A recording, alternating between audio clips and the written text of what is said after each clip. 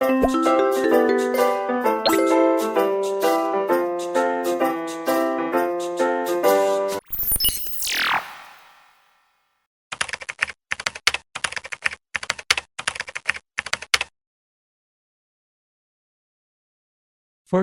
remove the outside casing.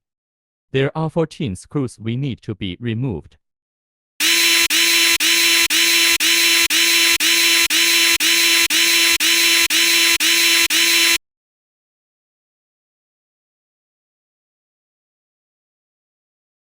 We need to remove these screws.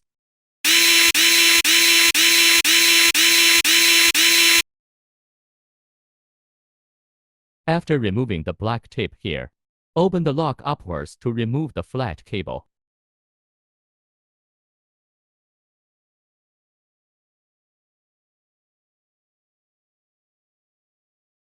And then remove these screws on the Ethernet card ports.